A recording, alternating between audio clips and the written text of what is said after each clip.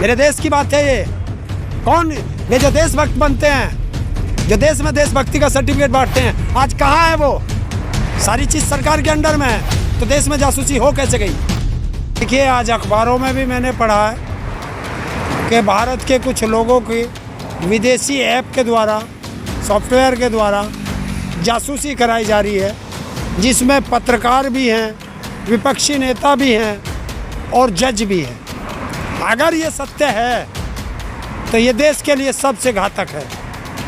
इस पे देश के प्रधानमंत्री को जवाब देना चाहिए, निष्पक्षता से जवाब देना चाहिए और देश के अंदर एक ऐसी निष्पक्ष एजेंसी से इसकी जांच करानी चाहिए और जो इसके लिए दोषी है उनको कड़ी से कड़ी सज़ा मिलनी चाहिए। सरकार ने तो इसे क्लैरिफाई कर दिया है कि हमने कोई जासूसी नहीं कराई। तो फिर ये गलत खबर आई कैसे? अगर ये गलत खबर है तो खबर देने वालों के खिलाफ होना चाहिए। खबर गलत नहीं है, जो ये खबर आ रही है खबर सही है, लेकिन सरकार ने जासूसी नहीं कराई। सरकार का कहना है कि सरकार ने कोई जासूसी नहीं कराई। तो ये किसने कराई?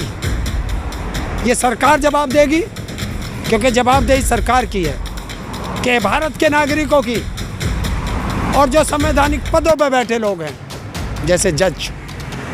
बहुत खतरनाक है अगर जज की जासूसी हो रही है, बहुत खतरनाक है अगर भारतीय निष्पक्ष पत्रकारों की जासूसी हो रही है और उन पत्रकारों की जो देश के लिए मर मिटने की कसम खाते हैं, उन पत्रकारों की जासूसी है ये। और कौन विपक्षी नेता है? हर व्यक्ति का नाम खुलना चाहिए और जिसने भी ये जासूसी कराई है उसको कठोर सजा मिलनी चाहिए और उस पर देशद्रोह के मुकदमे चलने चाहिए। इसी बीच विपक्ष यानी कि कांग्रेस की तरफ से दावा किया गया है कि 300 लोगों की और जासूसी कराई गई है, उसमें राहुल गांधी का भी नाम है। मैं देखिए, वो मैं किसी पार्टी का नाम नहीं लेता, जो भी है। जब विपक्ष के नेता आ गए सारे, तो उसमें सारे ही आ गए, वो किसी भी पार्टी का हो।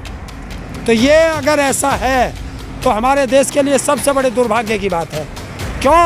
कि उसमें तो पता नहीं किसकी हो रही होगी, हमारी सीक्रेट एजेंसी भी जा रही होंगी उसमें। तो ऐसा नहीं होना चाहिए। अगर ऐसा होगा तो लोगों का भरोसा उठता जाएगा मोबाइल। देखिए, भरोसा तो इस सरकार से देश की जनता का उठ चुका है, लेकिन जिस तरीके से आप जासूसी पे बता रहे हैं, तो देश की जासूसी कराना ये सबसे बड़ा देशद्रोह है। और देश में जितनी भी संगीन धाराएं हैं वो उन लोगों पे लगनी चाहिए जिसने भी ये कराया। मेरे देश की बात है ये। कौन ये जो देशभक्त बनते हैं, जो देश में देशभक्ति का सर्टिफिकेट बांटते हैं, आज कहाँ है वो? कहाँ खड़े हैं वो? गद्दारी की लिस्ट में खड़े हैं वो। क्यों? कि सरकार वे चला रहे हैं।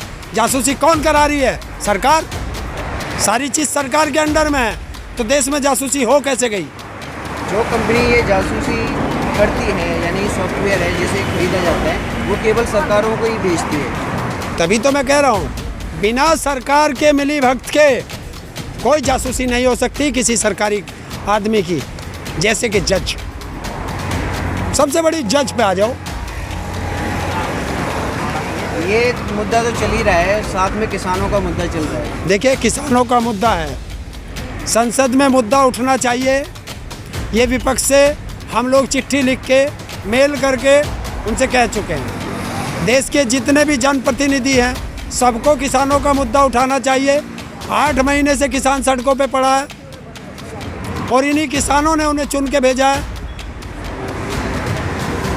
और मैं फिर वही कहता हूँ, सावधान दिल्ली, आ रहे हैं किसान 22 तारीख को संसद भवन। 22 तारीख को क्या करने वाले हो? संसद पे जाएंगे, धरना प्रदर्शन करेंगे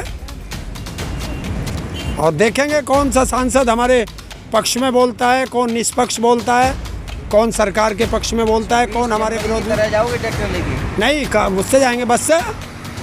ट्रैक्टर से दिल्ली डरती है। बस से आपको जाने देंगे? क्यों? बैरिकेडिंग लगा, बसें जा नहीं रही हैं दिल्ली। बैरिकेड लग रहा। दिल्ली में बसें नहीं जा रही हैं, दिल्ली में लोग नहीं जा रहे हैं। तो यही तो देश को दिखाना है कि ट्रैक्टर, अगर हमारे ट्रैक्टर से डरते हैं तो हम सरकार की बसों से आ रहे हैं। लेकिन बस से ना जाने दो, वो देखेंगे उस समय। अगर जहाँ रोक दिया फिर मत कहना कि किसान सड़क पे बैठता है। जहाँ रोक देंगे उसी सड़क पे बैठ जाएंगे और बाकी संयुक्त किसान मोर्चा का जो आदेश होगा सरकार उसे फॉलो करेंगे। सरकार से आज मीटिंगें चल रही हैं सरकार से। आपको लगता है सरकार आपको जाने देगी दिल्ली में? आपको लगता है रोक देगी किसानों को? रोकी तो लगता है कैसे रोक दे? 8 महीने से रोके रखा। ना, कौन कह रहा रोक के रखा? हम तो जब चाहते हैं जब दिल्ली चले जाएं। पर आपकी बात कहाँ अटकी हुई है, क्यों नहीं सुनी जा रही?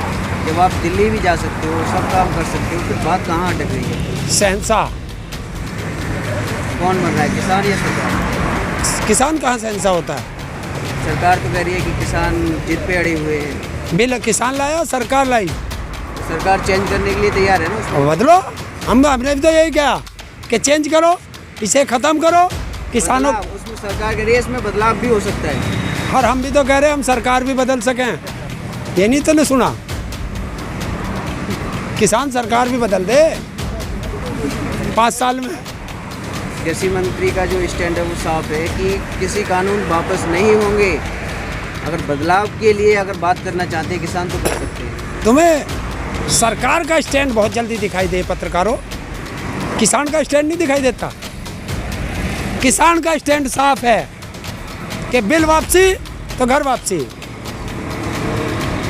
एमएसपी पे गारंटी का कानून, घर वापसी, वरना अर्थी वापसी।